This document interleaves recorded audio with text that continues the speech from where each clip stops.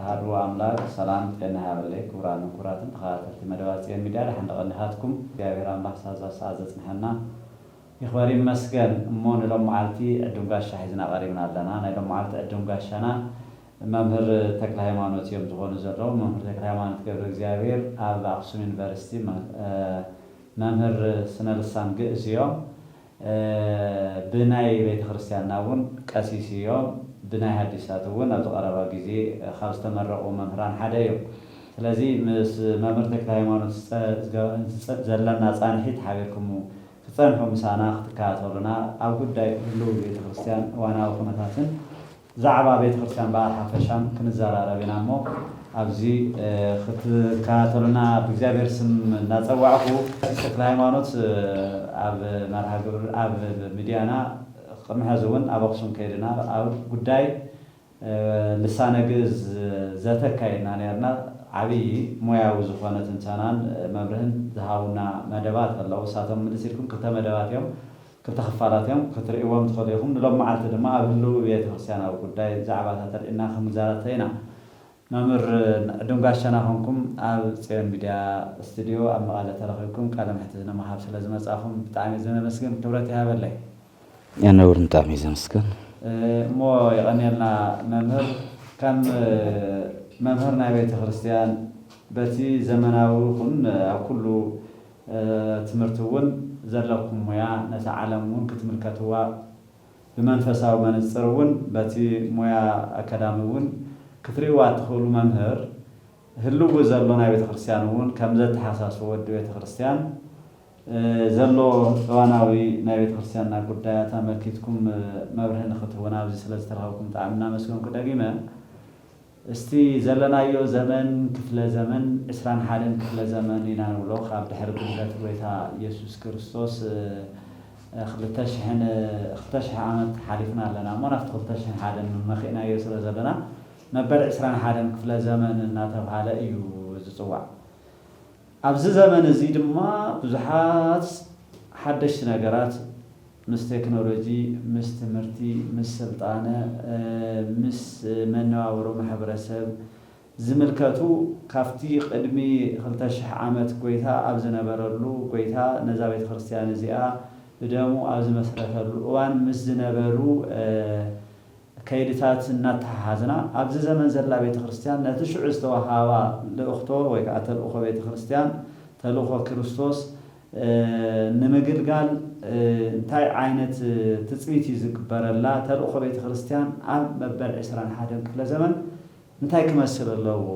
وزير حتى استي حفشا وحتى قنجمنا بسم الله وولد ومنفس قدوس أهدوا أملاك آمين سلام እግዚአብሔር ምስኩላትና ይሁን ኩራትን ተከታተልቲ ጽዮን ሚዲያ ጽዮን ሚዲያ عدم ጋሻ ጌርኩም ስለ ዝጋበዝኩምኒ ከምስግን ይፈቱ ናፍትሕቶ ክናቱን ከለና ቤተ ክርስቲያን መበል 21 ክፍለ ዘመን ከመይ እንታይ ክትመስለለዋ ዝብል ርግጽዩ ክርስቶስ ኢየሱስ ካብ ዝውለድ መበል 21 ክፍለ ዘመን ኮይናለና በዓመተ ምሕረት ማለት እዩ ግን كم بيت كريستيان دما لمدا هيوتا كاب عالم الملائكة يتجمر كاب عالم الملائكة أو عالم الملائكة نبره هيوت تمهر لمدون اللوا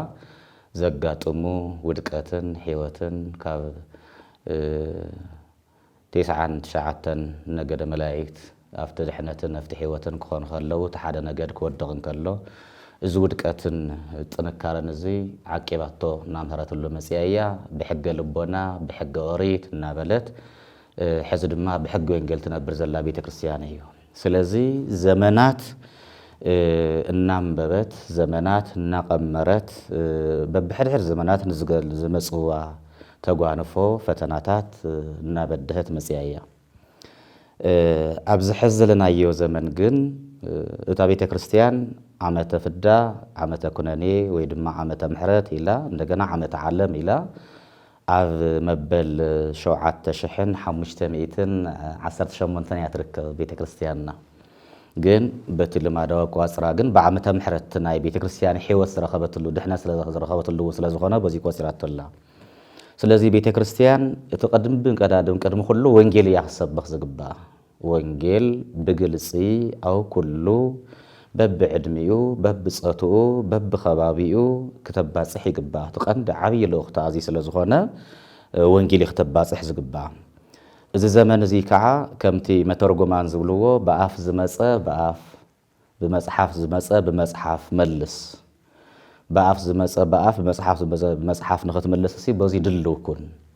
ኣብቲ እዋን ዝነበሩ መተርጉማን እዚኣቶም ክልቲኦም እዮም ቴክኖሎጂ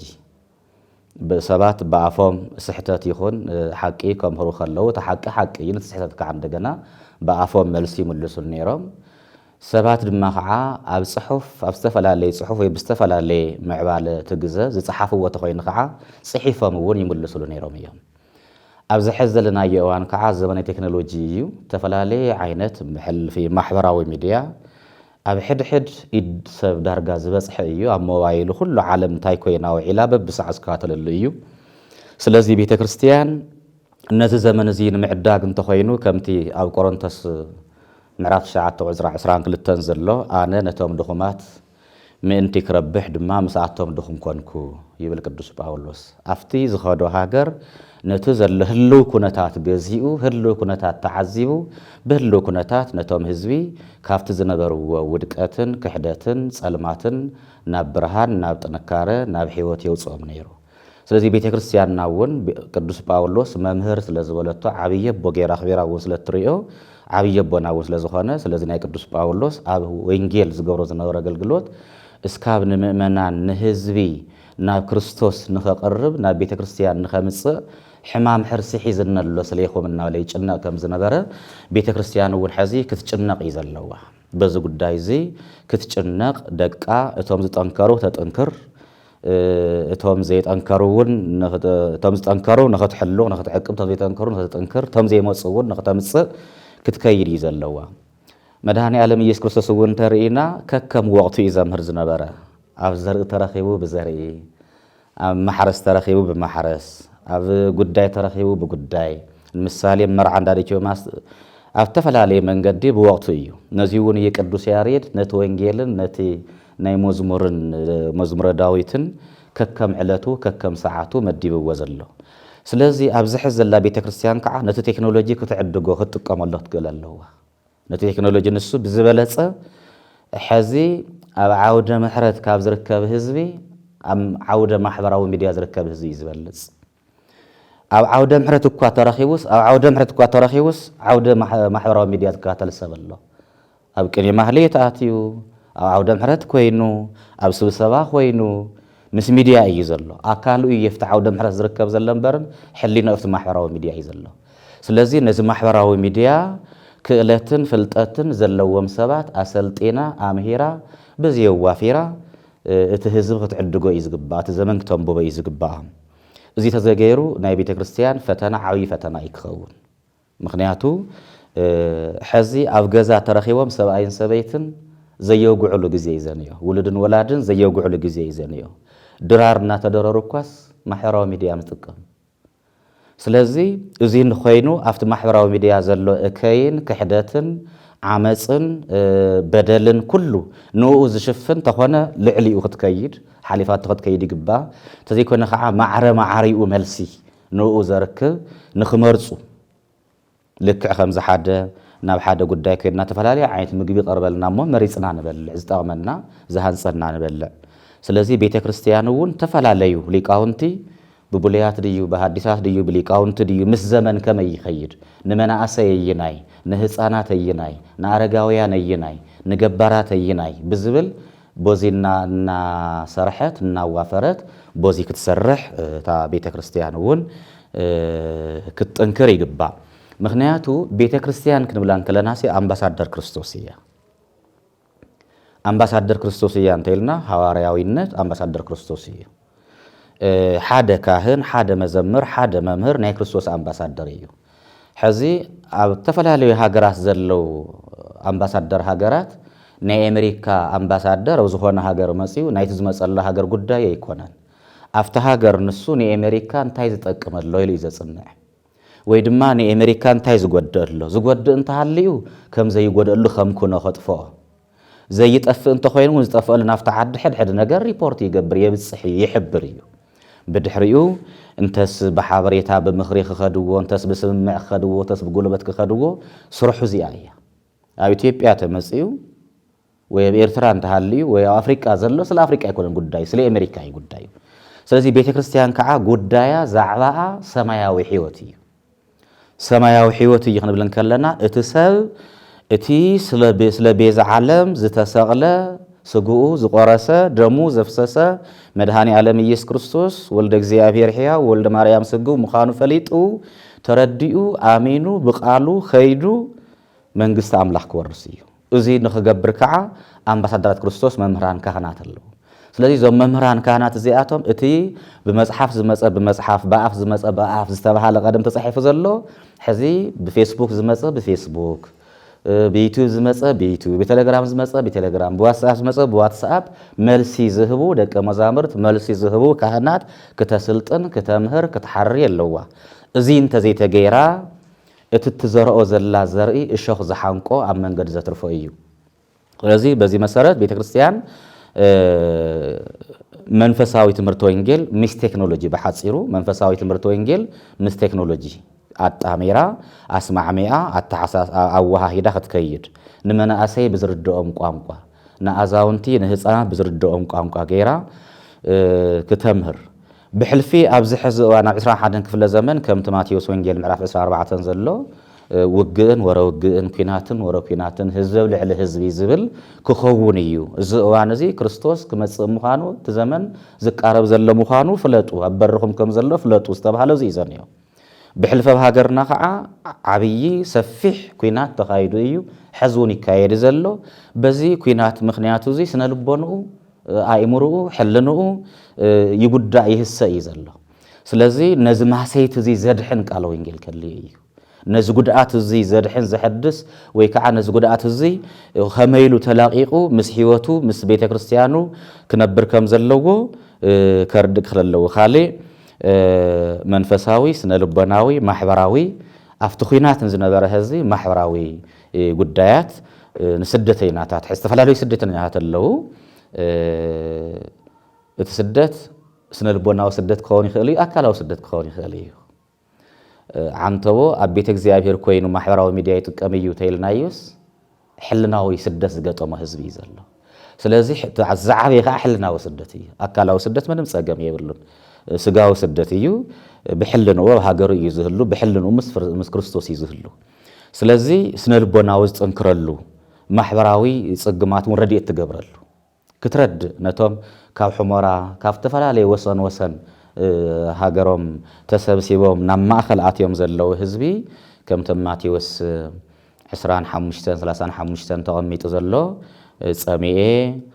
ኣብ ኣስቲኹምኒ ጠሚኤ ኣብ ልዕኹምኒ ዓሪቀ ከዲንኩምኒ መንገዲና ኮይነ ተቐቢልኩምኒ ሓሚመ በፂሕኩምኒ ተኣሲረ ጠየቅኩምኒ እዚ ማሕበራዊ ስራሕ እዩ እዚ ንባብ እዚ እዚ ቃል ዝትሪኦ ከለካ ማሕበራዊ እዩ እምነት ዘይብሎምን ይገብርዎ እዮም እምነት ዘይብሎም እንታይ እዮም ዝገብርዎ ሰብኣዊነት ተረዲእዎም እዩ ኣባና ከዓ ሰብኣዊነት ክድመር እምነት ምክንያቱ ዘን ሽድሽተ ቃላት እዚኣተን ኣብ ፍጻሜ ዓለም እውን ኣምላኽ በዚአን ገይሩ እዩ ዝፅውዕና ንዑና ባይ ዝብለና በዚአን ገይሩ እዩ ዘሳናብት ኪዱኻ ባይ ዝብል ስለዚህ ከም ቤተ ክርስቲያን ከዓትዋና አንድ ሕቆ ዓላማ ስለዝኾነ እዚ አጠናኺራ ከተምህር በተግባሩን ከተርኢ ይግባእ ተዘምዝጠልዎ ማለት እዩ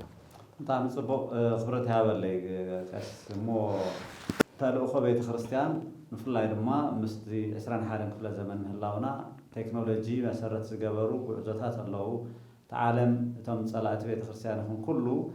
ትህዝቡን አውዩ ዘሎ ፍትዛዓሰሉሉ ኸይድካ ከተሰብኩ ከምቲ ናይ በዓል ዘመን ቅዱስ ጳውሎስ ብዝምጥኖ መንገድነት ዘመንሱ ብዝምጥኖ ምህሮሙ ጎይታትን ካብ ዓብዩ ከም ዝበልኩሞ ብዝምልከቶ ገይሮም ሂርዎ ኣብ ዘመን እዚ ድማ ፍሊዝ ዝበሉ ብዙሓት ምንቅስቃሳት ስለ ዘሎ ነቶም ምንቅስቃሳት ንሳቶም ኩሎም ናብ ድሕነት ክልውጥ ዝኽእል መስርሕ ክልዋ ኣሎ ቤተ ክርስቲያን ሓፈሻ ቤተ ክርስቲያን ኢና ናት ሓንቲ ቅድስት ቤተ ክርስቲያን ተራእይላ ኩሉ ንብላ ማለት ናፍታ ናይዛ ሓንቲ ቅድስት ቤተ ክርስቲያን እዚኣ አካል ዝኾነት ኦርቶዶክሳዊት ተዋህዶ ቤተ ክርስቲያን ትግራይ ኣብዛ ከባቢና ዘላን ባዕላ ኣብነት ገርና ዳርዕልሞ በዚ መንጽር 21 ክፍለ ዘመን ዝሓቶ نايتلقخو مدلاو قمنا انتي يمثل بيت خرسيان تقرأي أكتبل توسنا نكتتلو حزي حق أيو بيت خرسيان كنبل نكلنا عن تونزي بلنا يخم ولكي حادث بيت خرسيان يو خمكو بيت خرسيان يو محضر كريستوسي يو جن حزب حفشة تعباي بيت خرسيان هلو كنتات قمنا انتي يمثل بزبل عبتنسائين عفتنا نزلا تمثل كتنس ونتفتن تمثل عفتنا عبنقنق ونزلا تمثل سلازي ولاكا بزوحات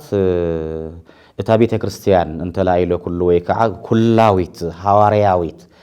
سماياويت اكوان تخونت عبز حزقوان قن نشتي ونزي كون بعبيو سقيلو نايولك أسبات مسيلو ونزر اللو خنتات النيو تاين ياولك أسبات كنو ولاكا بيت بزوحان بيت اكزيابير انتبلنايا كمتي زرعاوي تيكونتن ناي بزوحان ايا بقلم بقامقا بعدي بعودي ايتفلن ناي بزوحات ايا قندما ومنبر ولك أسبات مسيلات الرئيو اللي قزيون النيو أب خناتات محدرة أو كناتات قصار أب تهوى قلقلوت نشتي نبعتهم كلمة أفتم محدرة هذه بوانا أنت أفتم هز عن توزت أسكم من لو تعين التكنولوجيا تقام كان مخاربك أباك سلام محدرة وزت أبزول ما نمسا فمحدرة نوينا عن تاكم السنير وانا أفتر كلمة سينا صبو سلازي أو أفتهلو كناتات نافتنا ميديا بوينجيل انتهلنا هلو كناتات بقى دخام الله تايت دخام حزي كم بيت كريستيان نايب على توننو ميديا كهلوان يرو سيون ميديا نيو سواسو ميديا نيو ويدما طبب يبراهن نيو كالو تيلو يوم وزتر فايلنا خن كيدمو زوم ميدياتات زياتهم بقدوسات كاهناتن بقدوسات مؤمنانن زغبرو زلو اغلغلوتيا كم بيت كريستيان جن اتا قدوس سينودوس نتا بيت كريستيان زمرح قدوس سينودوس جن نزن محبراوي ميديا ونزن ديتا زياتن اكيو يقني ليكواس زبلاي مثلا ስለዚህ ድኻምዩ እዚሉ ናአተን በበይ ከዳ ከምዘለወን መኺሩ መዒዱ ወይ ድማ ኸዓ ናይ ባዕሉ ዓብይ ሚድያ ክገብር ይግባኦ ነይሩ ስለዚህ ድቃስ እዩ ድኻም እዩ እቲ ዘመኑ ክዕድገ ይከኣለና ክንብል ማሕበረሰቡ ከንብበ ይከኣለን ህዝቡ ከንብበ ይከኣለን በዚ መሰረት ነው እዚ ብዘይ ምግባሩ ወንተኡ ዘሎ ሱቂል እንታይ ቤተክርስቲያን ብዘይ ምሕሳብ عرسوس كعز خبره ويكع عرسو صبوس كعز نبره كال صبو زلو يزمسلو سلازي دخامي يلنا نسلو لذي تعين هنجبر تمواقرا ومحدرات هلوك نتات كلنا نسايت كريستيان بدم بغيرو زمرحلو تمحوراو ميديا تقام مخانو يفلطو يوم تقام مخانو اي يفلطون ማለት አይኮነን ግን ምን ታየም ዘይገበርዎ ዝብል ግን በቃዚ አብይ ድኻምዩ ስለዚህ ሓደጋ እዩ ዘሎ ትህልው ኩነታት ቆመናስ ሓደጋ እዩ ይብላና ምክንያቱ እቲ ማሕበረሰብ ዝብላዕ ዘሎ ብቴክኖሎጂ ዝብላዕ ዘሎ ለይትን መዓልትን ወአቢሮ ኸይድካ እኮ ሕዚ ንሱ እናረየ ትረኽቦ ማሕበረሰብ ይኮ ዘሎ ማሕበራዊ ሚድያ ብምርኣይ እኮ መንግስታውን ህዝባውን አገልግሎት ዝጎድለሉ እኮ ነው እዩ ስለዚህ ሓደ ከምወልፉ እውን ይዝኸውን ዘለና ማሕበረሰብ ስለዚህ ነዚ ጉዳይ እዚ ብመጠን ክጥቀመሉ ዘኽእሎ ሚድያ ጸጋን ሓደጋን ምዃኑ ክፈልጥ ኣለዎት ማሕበረሰብ እቲ ማሕበረሰብ እውን ባዕልና ትልቅ ኩነታት ቤተክርስቲያን ተረድዩ እቲ ቤተ ክህነት ናይ ባዕሉ ሚድያ እንተኾነ 3-4 ይገብር ተዘይኮነ ሓደ ጠንካራ ሚድያ ሞ ይግበር بدحريو تم بقدوسات كهناتن محبر كهناتن محبر منانن وص زلو زلو عندنا نساتهم ون تنسو زي حازو زغودله خو تفو يخلو هي ስለዚህ ሚዲያ ጸጋውን ሓደጋውን ምዃኑ ተረድዩናትዩ ናብ እግዚአብሔር ዘጥመት ዓቢ ጸጋም እንት ክኸውን በዚ ተዘግልግል ካሊ እንተ ዘይኮይነ ግን በዚ ዘኒኦናይ ህሉ ኩነታት ማሕበራዊ ሚድያ ምስ ቤተክርስቲያን ምስ እምነት ምስ ትውፊት ምስ ሐዋርያው ትውፊት ምስ ዶግማ ምስ ቀኖና ተተሓሒዙ ብዙሕ ዝምልከቶን ዘይምልከቶን ይፍትፈተው ይጸብሐሉ ስለዘሎ በኡጌር ማሕበራዊ ሚድያ ገይሩ ናብ ክሕደት ማሕበራዊ ሚድያ ገይሩ ካብ ሃይማኖት ናይ ምርሓቅ በማሕበራዊ ሚድያ ገይሩ ካብ እግዚአብሔርና ምርሓቅ ዘጋጥሞ ሰብ ዝበዝሕ ማሕበራዊ ሚድያ ገይሩ ናብ ቤተ እግዚአብሔር ካብ ዝመጽእ ማለት እዩ ስለዚ ኩሉ ኣብቲ ማሕበራዊ ሚድያ ኩሉ ተንታኒ ኩሉ ፈትፋቲ ኩሉ መምህር ኩሉ መኻሪ ኩሉ መሓሪ ዝኸውን ዘሎ ኣብዚ እዋን እዚ ነዚ እናውፅአ ዝእርም ቤተ ክህነታዊ ሚድያ ክህሉ ኣለዎ እዚ ትብሉ ዘለኹም ሰባት ጎዛት ኢኹም እዚ ቦዚ ጌጋ እዩ ቦዚ ቅኑዕ እዩ እናበለ ዝእርም ዘመሓድር ክህሉ ኣለዎ እዚ ግን የለን ስለዚ ናብ ቁልቁለት ውድቀት ንኸይድ ዘለና ይመስለኒ ማሕበራዊ ሚድያ ዘመን ብዘይ ምዕዳግና ብዘይ ምጥቃምና ኣብ ውድቀት ቁልቁለት እቲ ናይ ውድቀት ቁልቁለት እውን ሸው ዝበለ ገደል ተሓግ ዘይንሕዘሉ ዓልቀ ወይ ከዓ ሓረግ ዘይንሕዘሉ ሓያል ገደል ይረአየኒ ከምከማይ ጽቡቕ መምህር ኣነ ብሓቂ እታ ዝበልኩማ እውን ምልስ ክንብላ እታ ቴክኖሎጂ ምጥቃም ስለ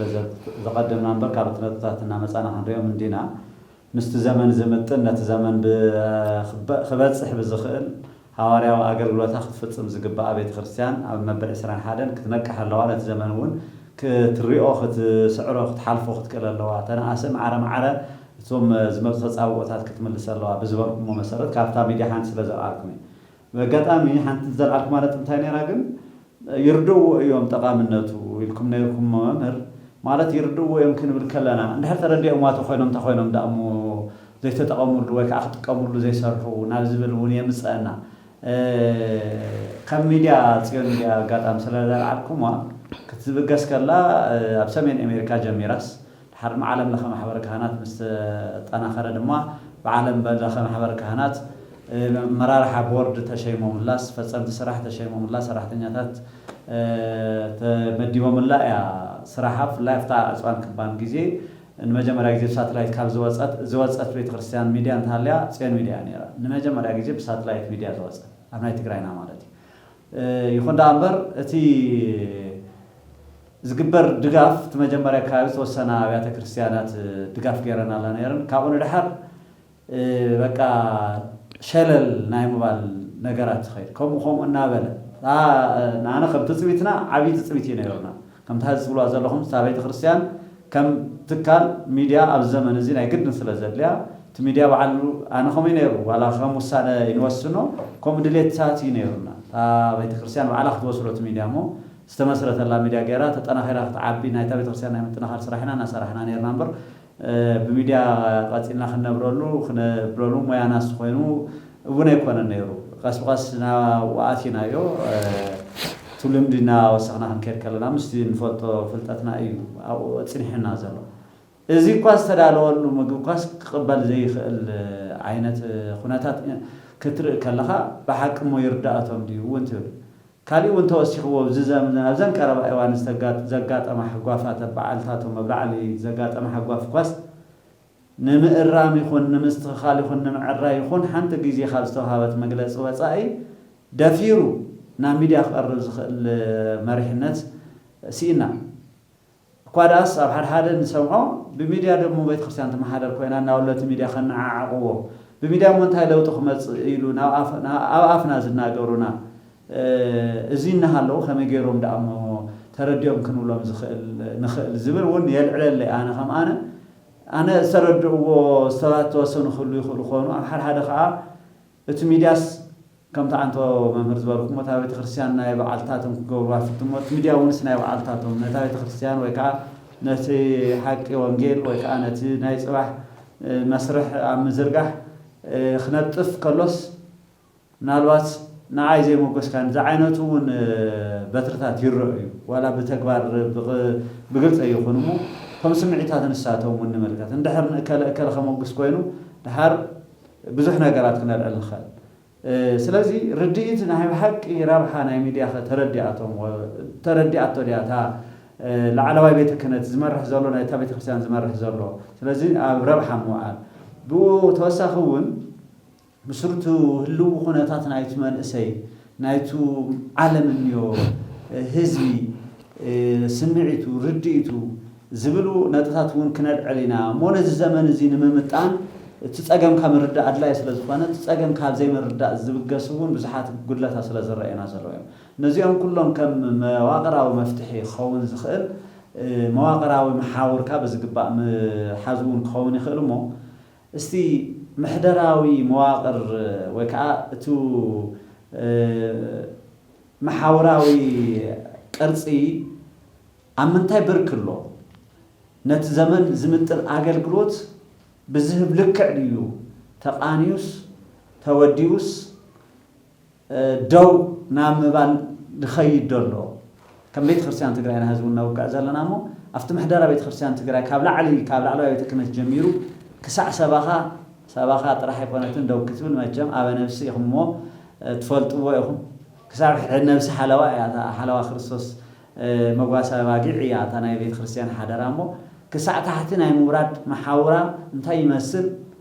زقات موزلو عنكفاتات انتهي يمثلوا انتهي صبغات نجارات حزمات يلو انتهي تسبينا نيرنا خال كازول ونجميرنا تنخال الشيغني اللي حذفتا قدمي نابزا سالسيت حتو زحاتت كايافت نخا خاين حزي رديت لو ميديا يلكن تن ميديا خصصنا خبزحا خطنتراي كالان كواداس ينقلقلالو انساتن ونزبلنا يو حزي كم بيت كريستيان نينا تزاريبنا ግን አሞንጎ ቤተ ክርስቲያንን አሞንጎ ቤተ ክህነትን ዘለፈላላይ ከዓ ክንሓትት ተነለል ሕቶ ጽቡቕ ተነይሩወ ዓብይ ርእስ እውን ክኸውን ዝኽእል እንዲ ባለ እስቲ ዚና የትኩም ርድኢት መምህር ወይ ከዓ ብመጽሓፋውን ክኸውን ይኽእል ቤተ ክህነት ቤተ ክርስቲያን እስቲ እንታይ ኢልና ንፍለዮ እዋይ ሕዚ ታዩ እቲ ብሕቶ ቀሲስ ዝሓተትካ ንሲ ከም ቤተ ክርስቲያን ይሓቲትካ ነርካ كم بيت كريستيان كخون زلوا ونا تزاراري ونا تزاتينا وتاردي تلوم زبلنا يوم جن ميديا خمس تكون مثالي إت ميديا يتكلم يلامكو ميديا زقاقمو هاي غرس بكتات الله ويبقى بسات الله حزي هو كم حمارة هاي غرس بك ها غرس بكت كم سمين معراب ها غرس بكت كم زياتهم ميديا قاقيم ملوي مثلاً ناب باباسات تمسيناون بزو ابا سلاما ميديا قاقيم ملوي مثلاً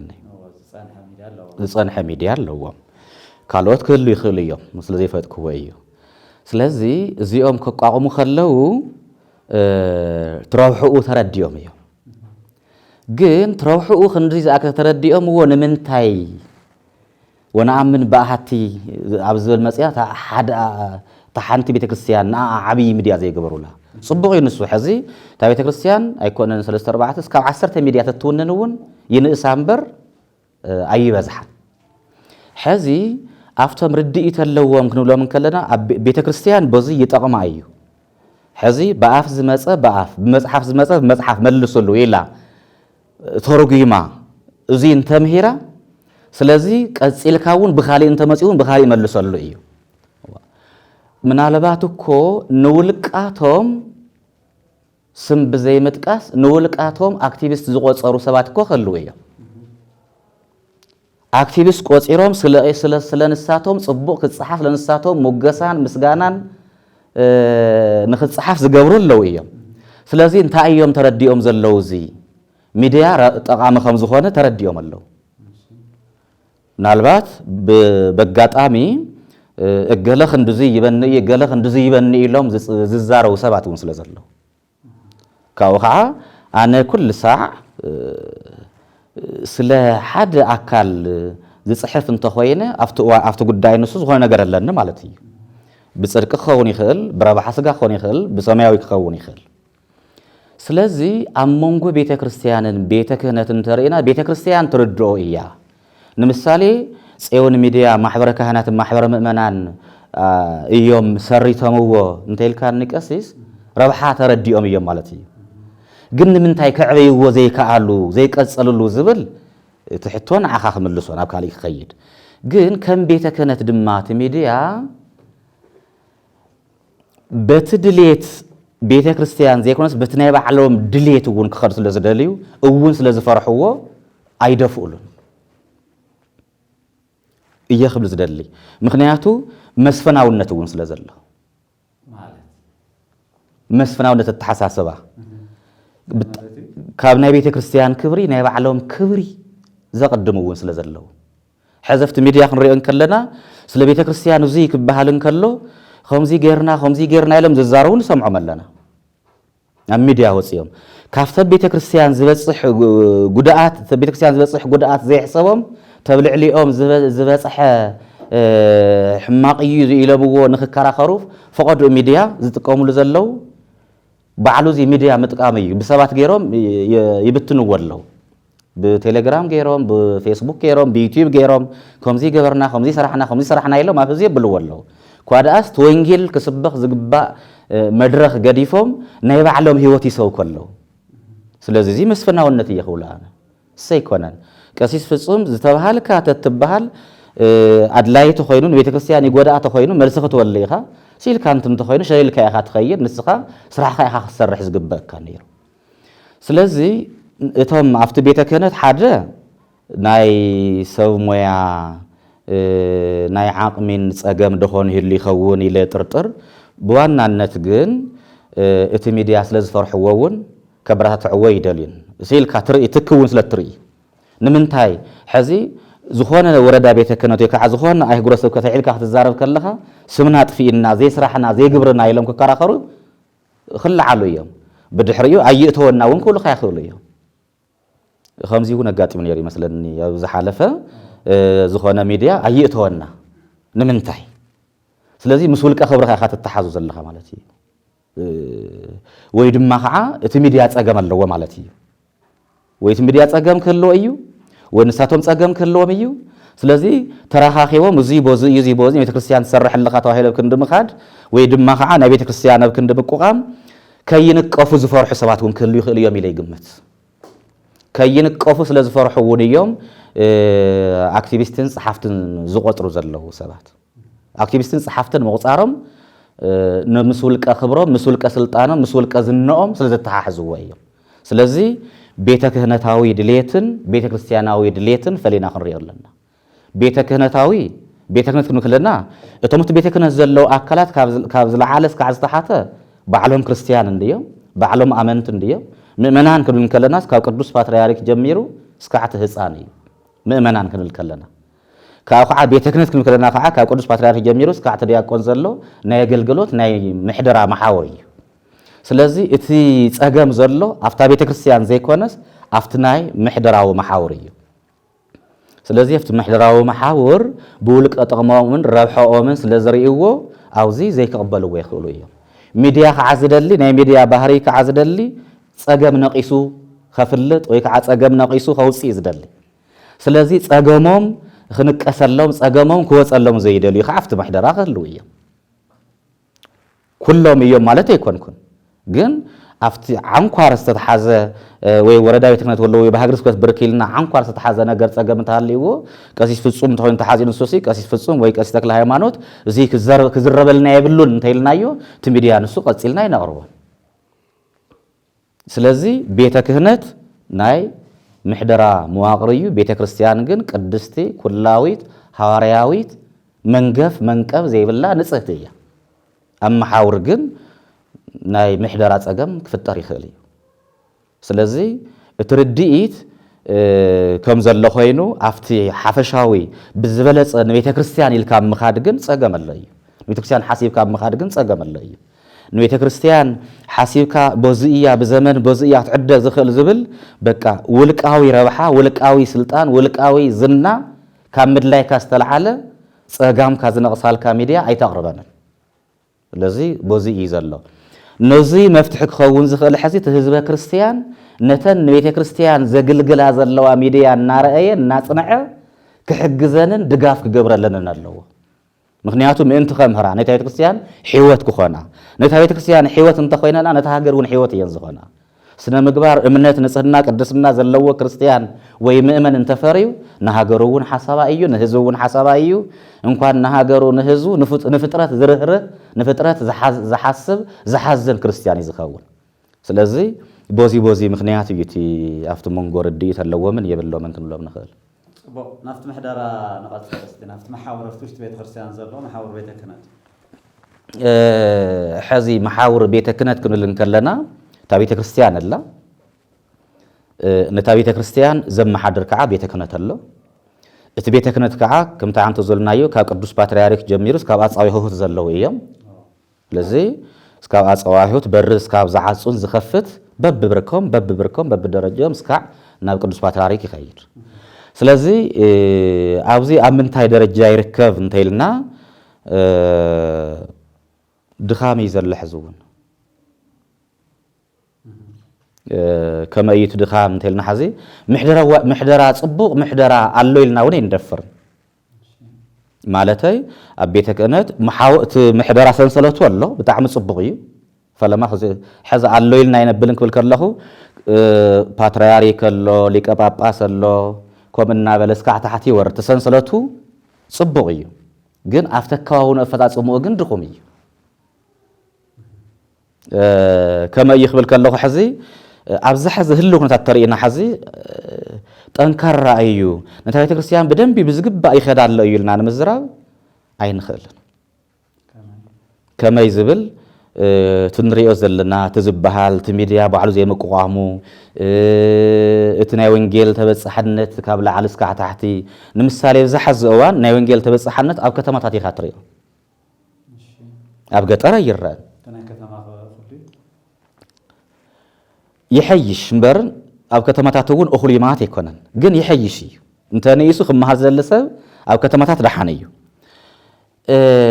እቲ ምሕደርኡ ድኻም ስለ ዘለዎ ኣብ ሃገረሰብ ዝዓበዩ ካህናት ዝዓበዩ ዲያቆናት ዝዓበዩ መዘምራን ዝነቕሑ ዳሕና ዝኾኑ ካህናት እናተኣከቡ ናብ እዮም ስውሰው ዘለዉ ናብ ከተማ እዮም ስውሰው ዘለዉ ንምንታይ ኣብ ዘለውዎ ኮይኖም ዘገልግልሉ ኣብ ዘለውዎ ኮይኖም ህዝቦም ምእመናኖም ዘምህሩሉ ዝሃንፅሉ ረብሓ ይረኸቡን ስለዚ ሃባ ኣሎ ገደላ ህየት ገቦ አንሰርተ ከም ዝብል መሃያ ረብሓ ናብ ዘለዎ ናብ ከተማ እዮም ስውሰው ዘለዉ ካፍታ ከተማ እውን ኣብዛን ወረዳ ከተማ እንተ ተሰብሲቡ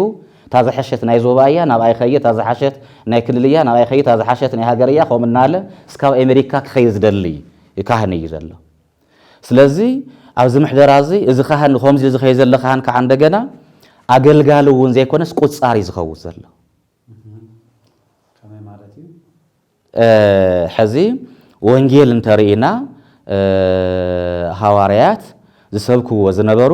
ኣብዚ ኸድዎ እናምሃሩ እናሰበኹ ክርስቶስ እውን ዝበሎም ሰላም ነዚ ገዛ ኢልኩም እተው ኣብኡ ተገልጊልኩም ውፁ እዮም ተባሂሎም ከምኡ ኢሎም የገልግሉ ነይሮም ኣብ ሓደ ገዛ ኣትዮም መምሂሮም ሰቢኾም ምዒዶም ኣብቲ ገዛ ንሱ ዕለታዊ ምግቢ ተጠቒሞም ይወፁ ነይሮም ድሓር ከዓ ቅዱስ ጳውሎስ ነዚ ከዓ ሓሊፍዎ ኸይዱ ዓርሱ እናሰርሐ ድንኳኑ እናሰፈየ ድንኳኑ እናሸጠ ለይትን ቀትርን እናሰበኸ ሓሊፍዎ እዩ ሕዚ ኣብ ከተማ ዘሎ ካህን ቁጻር ካህን እዩ ኣብ ገጠር ዘሎ የሃገረሰብ ዘሎ ካህን ከዓ ናይ ጳውሎስ ኣገልግሎት እዩ ዘለዎ ፍርቂ መዓልቲ ይሓርስ ፍርቂ መዓልቲ የገልግል ለይተ ቤተ ክርስቲያን ይሓድር ቀትሪ ከዓ ማሕረሱ ይውዕል ማሕረስ ኣቋሪፁ ከዓ እንደገና ሰርክ ቅዳሴ ይመጽእ እዚ ጳውሎሳዊ ወይ ከዓ ናይ ድንኳን ሰፋይ ኣገልግሎት ዘገልግል ዘሎ ስለዚ ኣብቲ ሃገረሰብ ዘሎ ማሕበረሰብ ገዲፎም ናብ ከተማ ክመፁ ከለው ቁጻራት እዮም እዚኣቶም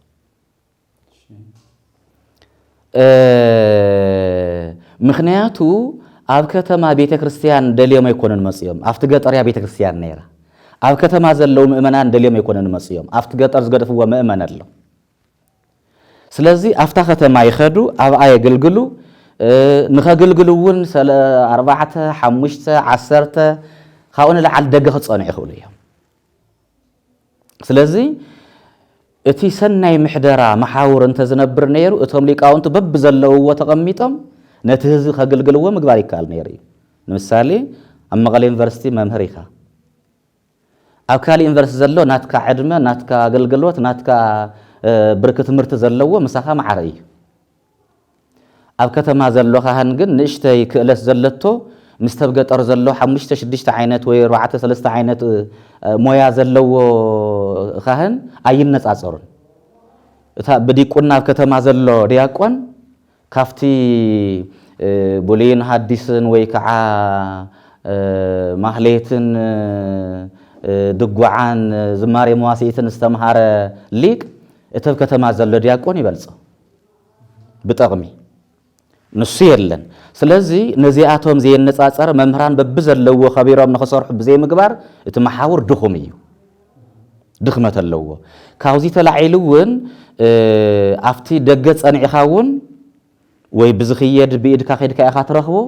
ወይ ብቤተሰብ ኢኻ ትረኽቦ ወይ ብኻሊ ኢኻ ትረኽቦ እዮም ዝረኽብዎ ደገ ምጽናዕ ማለት ማለት ደገ ምጽናዓው ብነፃ እናገልገልካ ትጸንሕ ሰባት እናገልገልካ ትጸንሕ ኣብ ቤተ እግዚአብሔር ተገልግል ሰባት እናፍተኻ ትጸንሕ ተመኡ ዘለው እወ ምክንያቱ ደገ ምጽናዕ ማለትስ ወይ ከዓ ብኻሊ ትሩፋት እንዲዮም ዝበሃል ክስታይ ኣሎ ብፈጺሙ ግን ትሩፋት ክኸውን ኣይኽእልን ሕዚ 10 ዓመት ቁጻር እናሓተተ ኣብ ሓደ ክርስቲያን እናገልገለ ዝጸንሐ ዲያቆን ወይ ካህን بتروفات يجلجل نيرو خبلا يخل مخنياتو علت مملكة ناتو ناتأيق نالمنا زقط صار اللو من قد في الصامتات ونافذ سما يزنبر تروفات كبهال زخلسي عرسو ناوي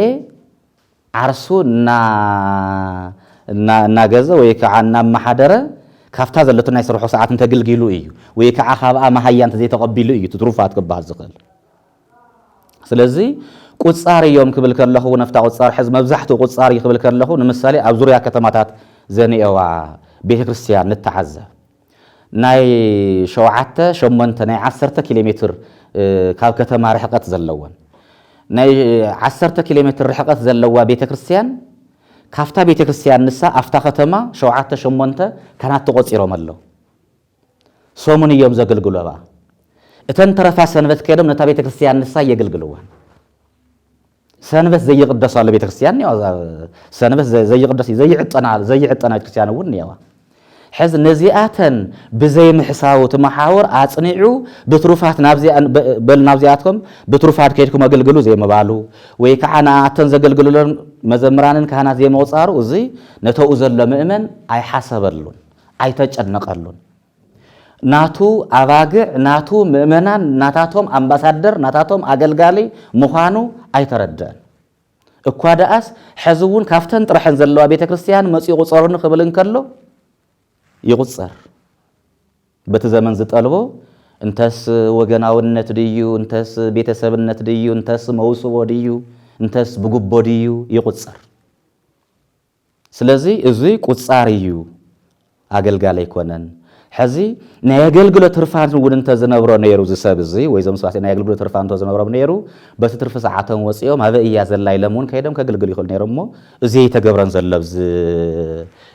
محدرا ስለዚህ ስደል ደረጃ ግልጽነት ዘለዎስ ነፍልጠታው محدራሲ ገና ይበጽሐን ንምሳሌ ብዝቀረባ حزي ሓደ ደሞዝ ይሆን እዚ መርአይና ኮይ ሓደ ደሞዝ ይሆን ካብ ሓደ በخራ ሓደ ማህያ امبر كلتا مهيا كخوغون يبلن تواهيلو بيهر حق صديو دحر مصداقو ايخون تواهيلو ጳጳሳት فلاليو ايغور سغوتات فلاليو كهنات مؤمنانن ناب تعم ناب حميت اسكع محرو ميديا ناب مصراف ناب مباس زي بصيحو ስለዚህ ትምሕደራ ዝለመሰ ዝደኸመ ወይ ድማ ኸዓ ቤተ ክርስቲያን ተኮር ዘይኮነስ محدراوي سنسلتاوي تقمي سنسلتاوي ربحا طرح زحلو ስለዝኾነ ጥዑይ محدرا مواقر ግልጽነት ዘለዎ ተሓታትነት ዘለዎ ስነፍልጠታዊ ስነሞገታዊ ዝኾነ ገና አይበጽ ከይደ ይበጽሐናን የለና ስለዚህ ቤተ ክህነት እዚ ጸገም ዘሎ ስለዚህ እዚ መፍትሒ ክኸውን ስለዚህ መራሕቲ ሃይማኖት ብቃዓት እንተየመሓዲሮም ተሓታትነት كهلو يجبا جن تحتات الناس زلوا ونمنتاي كم زي كونه نمنتاي زي تقدس زي تجلجل زي هزب زي أقلو زي رخبة إنه زحتت نبي تكرت أكل يلا تعاصي هذا تعاصي يا كانت ياسينهم يبهل سلزي إن رجعنا كانت ياسينا تباهيلو تعصى ويكعا جنا ونفت زدل درجة بركة خيبس حون رجعنا ديها كنا تباهيلهم ويكعنا تباهيلهم تباريخهم يسدد الله ساتهم كأخي كأنه عندنا قد يفهموا واحد نبزي دخامير سلزي لمعداوي بزخانة مسفناوي بزخانة بيتسباوي بزخانة وجناوي النت بستملو أكايدا يجوزله كايس يترف أيت أنكر كل كلنا حزي يبار رفت محدراسه حدث حزب زحتني أو بالميديا تباريرنا تقودينا صوبنا حديرنا زولو زي حزنيو نايت محدرا دخوم مخانه يزري حزي بالسرخه خبار ريخل ديو حزا وزخونه تكال منغست تخطرن كلخا حدث كافتا بيرو زبررلا منغد تصحيفه تقمطات ليا أفتا تكال نسا انتا يطفئو متنقق تقالي وهاو انتا يطفئو ناي صحف متنقق تاي وهاو مخري حبري تاي وهاو انتا يطفئو ناي صحف تاي يطفئو ناي مجرشا متنقق تاي وهاو انتا يطفئو يقصع زبل يفلط يبب بيرو كله ناي قال مخري ناي قال متنققتا ناي صحف متنققتا ناي مهيا قصعات برك مهيا موراد إزاي حالفي إزبارر أبيت كريستيان زي يلا أبيت كنت زي يلا أبيت كنت تزخون أفتا أزلوا بعل سلطان ويكع استقامت أم حضرت هايلو حبر عين خادس تزيل كايو بحنت مسمر دبداب بيرك يحضر سلزي محاور الله محدرات أنكر رأي خنبل عين خلنا بيناي بالسورة خباررن كله اتساب نسو كريستيان دي كونني ندحرت أنكر محاور لنا أيو زي جيجا أيو إيلو نزمو قصة بهالليون حدا كم كريستيان كم كاهن كباررن كله سبيته لتو قلع اللوو حدار اللوو نتوم قلع نساتو منكو أباقع كريستوس كويو أما حاسق كريستوس ريما كريستوس أباقع كريستوس دعولات كريستوس اللوكو نزيئاتهم زي حسبه أو وشت 24 ساعة يباررو ناوكالي خيغو تصارون يقبرو سلازي زي نحسي ماتي نحسي زي بلو كم بيت كريستيان ناي محرت بعلت بيتية أرحيق آيات حسب بتخهن دحن نتخهن زي قصعنا كالنا زي غيرنا كالنا ويوريدنا كالنا زيون بزي توهيلو زي زستنص صفه ممرح سلازيلو محاور سلازيلو ابزر افصاصما دخم محاور يزلو ايطنكرن بحلف دما اب 21 كفله زمن مسزلو تا بيت كريستيان فتح منفساو توهل بزحات حقن سرعاتن اللو ايكونن مستزمن زخيد اتزنبرون كتغبر يتخلن زلا بيت كهنت تا بيت كريستيان سرعات اللو تبيت كهنت كن سرعات نسو يلن حز كان فتح منفساوي سبات خنريون كلنا بزح ነገር እንትጣሐስትሪዮ ግን ድማ ኸ ሰባት ነመወንጃል ንመخصاصን ጥራህ ከገንጸል ትሪዮ ስለዚ ድኹም መሐወረሎ ማለት እዩ ዚናተ እምነት ወንዩ በጣም ጽቡቅ እቲ ናይቲ መሐወር ጉዳይ ኣብዚ ሰዓት እዚውን ዓቢ ነጥቢ መዘራረብን መከራኸርን ውን ኮይነሎ ናብ ግደም እመናን ካህናት ሁሉም ደቂ ቤተ ክርስቲያን ቅድመ ምእታውና ግን ንኽእውን ስለ ዘበልኩማ ናፍታ ኣብዛ እዋን እዚኣ ኣብ መንጎቶም ቦታት ብፍላይ ድማ ኣብ ኣባላት ሲኖዶስ ናይ ዝኾኑ ብፃን ሊቃነ ጳጳሳት ኣጋጢሙ ዘሎ ጎንፂ ምስ እዚኣ እውን መሊእና እንተረኣና እያ እሞ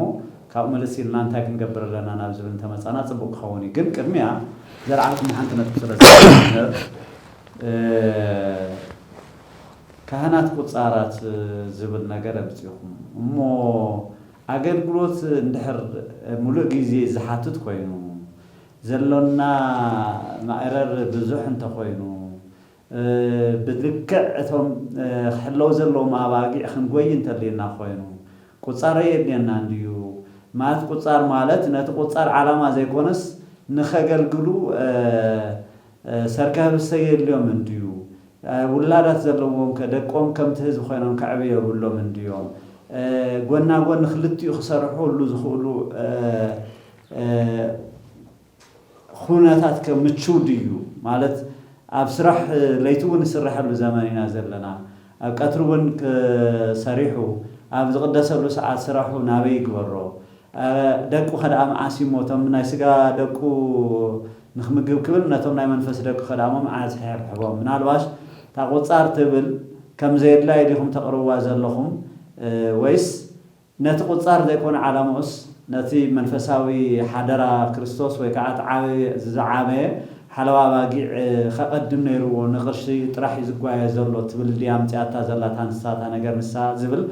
ነልዕል እሞ ኣብ ኣከላ ድማ ኣገልግሎት ብበዝሒ ኣገልግሎት ዝወሃበለን ኣብያተ ክርስቲያናት ኣለዋ ኣብ ከተማ ፅዕፅዕ ዝበለ ኣገልግሎት ኣሎ ኣፍቱ ገጠር ድማ ቅዳሴኡ ምናልባት ብዋሕድ ካህናት ጥራሕ እውን ዘይኮነስ ብዙሕ ግዜ ዓበይቲ በዓላት ጥራሕ ምክንያት ናገበርካ ዝቅደሰሉ ወይ ድማ ሰንበት ቀዳም ወይ ኣፅዋማት ናገበርካ ዝቅደሰሉ ልምድታት እውን ኣሎ እሞ ምስ ከምዚ እቲ ማህያ ሓቂ ዘረባ እቲ ዓንተዎ ንኸቢልኩም ነበርኩም ብሄረ ህግ ናብ ተግባር ተዝመፅእ ነይሩ زستخاخلو نجارات بكيدي إنها تستخاخلو خلو بحقي خفلت زلوا حد حقي واسمه إنها تكبر كأخا قلتها تنتلم وتقرمه نستخاخل كايو تخيط نايلو مقاط يومنا إنه فتناقن حق سلازم هذا حق جنا وكلنا نختصافعه مجمرة غير مصداق وتفتينه ما تسافعن مصداقون كي تكبر زكالسو غنت عن توزوالكم هو حقي كي جزء زفرحو لحق نوعلتهم الشوم أكلات نريهم لنا نملكتهم لنا تعلم ونريهم لهم يحبنا كرس لازيلا جن أفتا مهياون أنت خوانا بعقن بمتأن كم تعن توزوالكم أفتا من قستون تصرح الله حر عينة تدخل نزدهم أكلات حر عينة كفريت خفولو بزخانة يكون ملكعي تسأل أن تكلوا زي بلو نتبخ خون كلوا جن بمنصر تا خفليت فلنا أخ صبامه كفليت يدلنديو خفلي يقولون دي كهنا عسوخ ركب يقولون ديو ويس كمك خونا اللو تبل يعني السامنا البات قالت تشار إلى خير خونا قالت سباتون زي أبيكم الله تتحدث صار مالتيسي كلتا عينت منفس اللوان حزي كهان كقصر اللوان يقولون كقصر اللوان بر اكواداس نممهرانا وانجيل مقلقل تقهانات عصفي مكبئيته كبري دلوم القدوس باولوس تيموثاوس كقصر اللوان بعلت بيت اللتوم دق اللوو هيوت اللوو زغبؤ كقصر اللوو أيكونن حزب زمن حديث قدوس باولوس كبزيلنا اب زمن اوريتون سوتا كيد اكلك يتفصم افو لو بعراي عود خا تخيد كلخاسي نتبعراي افو يتسرو تايمات ديزي نابلع نزي قدوس باولوس لايمنا اصحاقو لእግዚአብሔር ስለ بعراي ወይ ስለ ለሐመ ስለ እንስሳ ዝተጨነቀ ይመስለኩም ታይዳ ነቶ መገልገልቲ ክቁጽር አለው حزي أوزي مالت تقصر حدا برقصينت كقصرو كخول اللو جن كقصرون كلو اتفكت ما زلو مزمر مستفقت أرزلو مزمر معرزي يقصرو معر عصي وعبهم اتابيت كريستيان مؤمنان كجلجلو مؤمنان ኢየሱስ ክርስቶስ ስጉኡ ዝቆረሰሎም ደሙ ዘፍሰሰሎም በደሙ ዘተዓደጉ ስለዝኾኑ እተኸሰምዑዎን ክፈልጡዎን ዝግብኦም ቃል እግዚአብሔር ንኽፈልጡ ምእንታን እቶም ሊቃውንቲ ከተማ ተኣኪቦም ዝዕጎር ወይ ዝስውሰው ዘለው ሰበይቶምን ስድራኦምን ገዲፎም እዮም ናብ አገልግሎት ዝመጹ ዘለው ናብ ከተማ ዝመጹ ዘለው ታይደልዮም ዓስብ ደልዮም ንምንታይ ኣፍቲ ዘለውዎ ቦታ ዓስብ ስለዝሰኣሉ حقوم يوم بتحدث سلزي اتهم ليقاونت نساتهم ابزز زلوو ات بيت كهنت نتا بيت كريستيان كغلغل بيت كهنت تلكو بيت كريستيان نخغلغل امباسادر يلنا يندينا سلزي امباسادر كع سلا هاغرو يጭነቅ እዩ ለይትን ቀትርን ታይ ኮነት በበይበለት በበይኒ አንቅፋት በበይኒ ዓለምዓትና በለይ ይጭነቅ ስለዚህ ቤተ ክህነት ከዓ ቤተ ክርስቲያን በቤት ለምዕላ በቤት ዕንቀፈላ በበይ ምጭዋ ይጥዕማሎ በቤት ከይኸፍ አለይሉ ክጭነቅ ይግበኦ ስለዚህ ቤተ ክህነት አብ ከተማ አይጉ አብ ከተማውን አውስናት አይጉ እዩ ዘሎ ማዓረኽ ርኢ ይግበኦ እዩ ማለት እዩ ዘለዎ حزتهم قصة ስለዚህ ከቁጽረለው ሁሉ ዘገልግልሲ ዓስቡ ይግበኦ ግን ናይ ቁጻር መንፈስ አለዎ حزي አገልጋልን ቁጻርነን ነው እዩ حزي በዮሐንስ ወንጌል ምዕራፍ ክንደ እዩ ዘሎ እቲ ሕያዋይ ጓሳ ስለባጊዑ 10 مثلا ዮሐንስ ወንጌል ምዕራፍ 10 እቲ ሕያዋይ ጓሳ ስለባጊዑ ቤዛ ይኸውን እዩ አራዊትም ተመጾ ዝብእም ተመጾ ቡኻርያን ተመጸ አንበሳን ተመጸ በበትር ድዩ ብዝሓዞብ ዘለዎ መሳርሒ ይዋቃዩ እቲ ቁጻር ጓሳ ግን አራዊት ብዝመጸ ራሕርሕዎ ደይ ዝኸይድ حز አብዙ ቁጻር ዝእየ ዘለዎ አነ حز ምክንያቱ ሓደ ቁጻር ደልዩ ደቁን ሰበይቱን ገዲፉ ናብ ከተማ ይኸይደሉ አብኡውን ተንማሃያ ይዝር ዘለምበረን አፍታ ትርፍግዚኡስ እስከ ውጽ ለውዚ ቤተክርስቲያን ከገልገልውን ዝል መንፈስውን ይብሉ حزي ቁጻር ኮይኑ አገልጋል ካህናሎ ቁጻር ኮይኑ አገልጋል ታይማትዩ ካፍት ተቆጸሮ ዝኽፈሎ ማሃያን ለዓል ዘገልግሉ ኮሎ ክምስገኑ ዝግቦም ሓደረኦምን ግዴታኦምን ዝዋጹ ክምስገኑ ዝግቦም መራሕቲ ሃይማኖት ኮን የውዮም ካህናት መምህራን የውዮም ልዕልቲ እኳ ዳስ ብትሑት ማሃያ ተቆጺሮም አገልግሎቶም ግን ልዕሊ ማንም ዘገልግሉን እዩ ለይትን ቀትር ስለዚህ እዚኣቶም ይግብኦም ነይሩ ግን እቲ ዝረአ ኣካል ይረአዮምን እቶም ናይ ቁጻር መንፈስ ኣለዎም ዝበልና ግን በቃ ነቲ ህዝብ መን ሓጢያት ሰርሐ መን ወደቀ ግድ ዘይብሎም ይወዝሐለው እቲ ፍትሕ ሃገረሰብ ዘለ ህዝብስ ኣየጭንቆምን ዘሎ ተምሃረስ ጉዳይቶም ኣይኮነን እዚ እዩ እምበረን ክቁጸር የብለዎም ብነፃ ከገልግለለዎም ማለት ኣይኮነን ክቁጸሩ እዩ ዘለዎም ግን ድማ ከዓ በዚ እውን ዓስሪቱ ይወሃበን ኣሎ በዚ እውን ናይ ክርስቶስ ሓደራናተ እዩ ሐዋርያዊ እንድዩ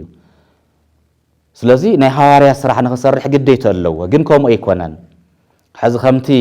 ሰነፍ ጓሳ ወይ ከዓ ቁጻር ጓሳ ራሕርሒዎን ዝኸይድ እንድሕር ነቲ መዋቕርን ምሕደራን ቤተ ክርስቲያን ተጨኒዕካ እንተዘይከይድካ ቁጻር ኢኻ እንድሕር ንስኻ መችካ ንስኻ ጥዒምካ ቤተሰብካን ወገንካን መሓዙትካን ኣኪብካ ጽቡቕ ኣለኹ ትብል ኮይንካ ቁጻር ኢኻ ኣገልጋሊ እውን ኣይኮንካን ኣብ ቁጻር መንፈስ ኢኻ ዘለኻ እምበረን ክቁጸሩ ይግብኦም እዩ ካልእ ሕዚ ኣብዚ ቁጻር ዘምፅኦ ዘሎ ሓደጋ ሕዚ ብሕልፊ ካብ ሃገረሰብ ናብ ከተማ ዝኸዱ ዘለው ካብ ሰበይቶም ርሒቆም ካብ ደቆም ርሒቆም ኣብ ከተማ እዮም ዝነብሩ ዘለው በዓል መንፈሳዊ ሓደጋ እውን ከምፅእ እዩ تا سبيتي خاب سبعيات السبعي خاب سبيتو خرحق هم زي بلو قدس باولوس نكيرونا بحد خونو خم زلون كيفلا ليو فتنا خيبزحهم نكيرونا ግን 15 10 15 ዓመት ከበንስቶም ርሒቆም ዝነብሩ ካህናት እውን ኮን የው እዮም ታዓንት ፈተና ይገጥሞም ዝኽእል እዚ እውን ክረአ ኣለዎ በዚህ እሞ ተቆጻር በዛ መንፈስ ሓዘለይ በጣም ጽቡቅ እዚ ግልጽ እዩ ንምንታይሲ ቤዛ ባጊዕ ነፍስ ሕሊፍ ዝህብ ክርስቶስ አራይ ኦጌሩ ዝሸሞም ካህናት ነተናባቂዕ ክርህሩለን ክሓዝኑለን ፈተና ሃጋጥም ከለውን ቤዛን ኮይኖም ክቀርቡለን ዳአምበር ከምቱ ዝተባለ ንቅርሺ ጥራሕ ክብሉ አዋጊዕና ጠፍአ ጓዳስ ቶም ክህልዎም ዝግብኦም ምእመናኖም ከቀረየኳስ ቅርሽ እንተሃይዎምዎም ቅዱስ ይኻንስ ኻናወልና መጎስዎም መስማዓት ግዛዖም ካሊ ብዙሕ ነገር ንምልከተሉ ህይወት ስለንምልከት ዘለና ነቶም ክህልዎም ዝተዋሃቦም አዋጊዕ ዋላ ንፈቶክና እናወሉ ዘመጎስዎም ውን የጥፍዎም እዮም ዘለው ካብን ዓቀብ ድማ ብዙሕ ፈተና ዘለዎ መንእሰይ ንኡስ ወለደሎ በብ አብያት ዕዩ ቤት ስራሕ ክወውን ይኽእል ብመናዋብሮ ጸላእቲ መጽዮም ዝመንጥልወን ዘለው አዋጊዕ ዋላ ሒሉ ዘይርአን መምህር ኳዳስ ولا فتويت خريستيان نابون كون تارينا يو ممهر أنا كرتانا كاري رأس خيرنا نمبر سكتون جيل تنر عنيرنا سكتون جيل مهيركا نام تاعتهم توزل كام وداتهم استيرات مستافي حتى يقول ناوزي يو علامنا زبل ديو نيوس ساعات مقامن محلية مقامن ويكاتا قداسيون آتي خاموسان سؤال كخمزي روتين ترى ترى سرحنا أتينا نسترح يتقطع أدي خانة موسى يزخ كاير زولو تنا مأمنان قمتوش تزايتوا خمت عنتو تلوز نوركم بعينة موي قرأ بعد ما أونا قمت كتقولوا زي تخيل بسرعة راسا مأمناني مسألة اللو مأمناني مسألة اللو يساتف اللو نزول قلحتا أزيو نابزيرو تتسقع أكايدان السرارحان نريقو لزلنا نسخب لك يجددك ما قرب لا تكون نظام سبات حزام وزلوا قرشين خرخوا طرح مسيام زلوا بر لعلة قرش زرخوا خرخوا زخب السماء وخري نحسوا يكونوا تقع زلوا زبل فأبزح عينا نزلنا بر كم تزوركم وتقوهاتن قدوساتن سلاباقي عم زحاليو زخلوا يزيون زتبقوا أي ساعة مالت يكون جم كنا زازر كلهم مستنصر حزلنا سرح توصي توعلون سلا كافريون دي زفلت كل نجار تتخلي بتخكل تتنكباخي كايو فرات عفرخ بخليو تخكلي مزات أزخانة تخلي الله على من كم تجبر كاربجن تنبئمنان وتصيتهم عم مهرانهم أفتهم حلوتهم سرح وسرح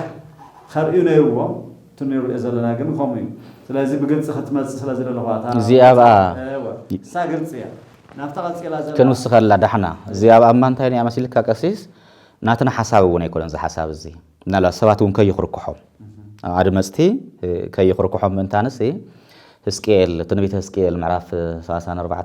وساسان 3 قصر سجى تجاجي يوحنس معرف 10 كريستوس ولا أيو إذا كريستوس ولا تقصر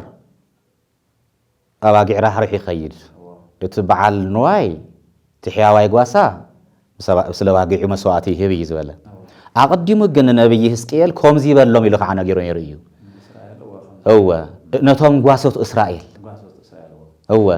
عرسهم طرح زقواسيو قواسوت إسرائيل يكوز ولا إتهم عرسهم طرح زقواسيو قواسوت إسرائيل حزي عرسهم مال تيماتيو نتنباقي سجأن بلعكم سبأن ستيكم عصمان جهزكم قرأتان شجران تخدينكم نساتن جن نأراويت قدام نأراويت بركة نأراويت مرور قريفكم وين ويلهم زبلك ألنيو بكازيز في السمزلة سلازي أزيك على عملاخيو اتحيا واي قواسان تايز قبرن تيلناكو نتاريما حاقيفو نتبقع نتقلقل نتدعل كوكيبو نتزعرقت دقيفو صروي ماي صروي سعر يزهر يبلع صبو اتحيا واي كان كنتا يقبر نتوم هساناتون نتوم مناسيون نتوم شمغلتاتون مخيرو معيدو امهيرو نابيت كريستياني وسدوم يقربهم يسجدهم زي واصا لماتيو اتوم زقربو زسجدو زنازوزو زياتهم حياوت غواسوت دق كريستوسيو حزي ساعات مقام مسغانا እግዚአብሔርዩ አብይ ምስጢር ትምርቱ እዩ ማህሌት መቋም አብይ ምስጢርዩ ግን ናይ ማህሌትን ናይ ዝማሬን ናይ ሰዓታትን መዛዘም ቅዳሴ እዩ መእሰሪያ ናይ ቅዳሴ መዛዘም ኸዓ ዘበልአ ስጋዬ ወዘሰትየ ደሜ በህይወት ዘላለም ትብልያ አበይዶ አብ ቅዳሴ ደመን ይቅድሰለ እዩ አይኮነን ምእመን እኮ ማህሌት ምስተወደ እኮ ቅኔ ማህት በዓለም ድረበዳ ይዝመስል ስለዚህ ትህይወተ ምንታይ ዘሎ ሞ አብዚ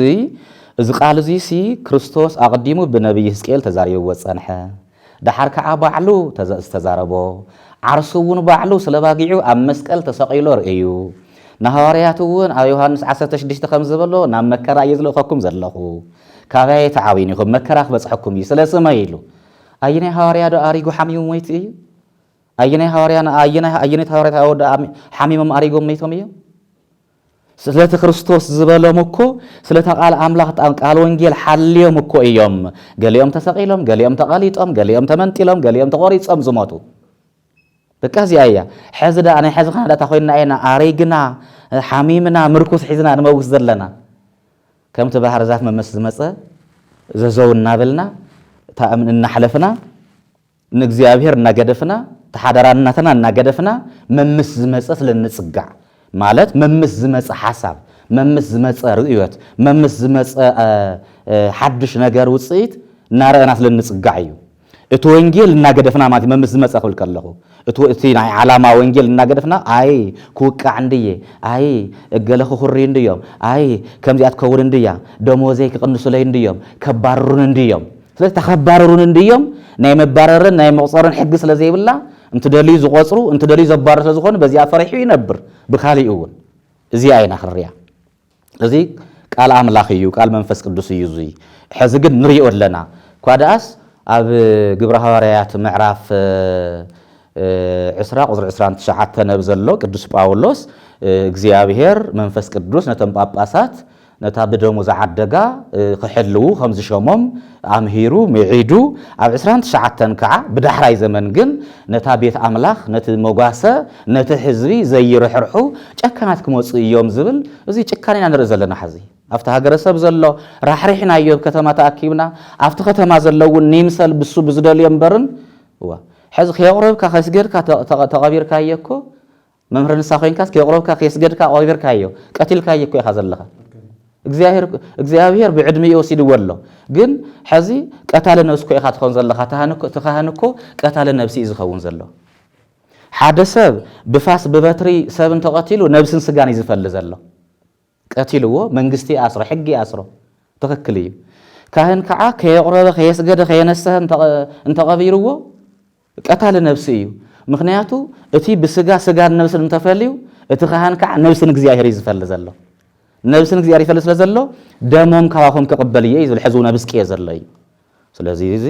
ሕያዋይ ጓሳ ይኮነን ቁጻር እውን እዩ ስለዚህ በታ ቁጻርነቱ ክጥዕሞ እዩ ዝደሊ ንሱ ክምችዎ እዩ ዝደሊ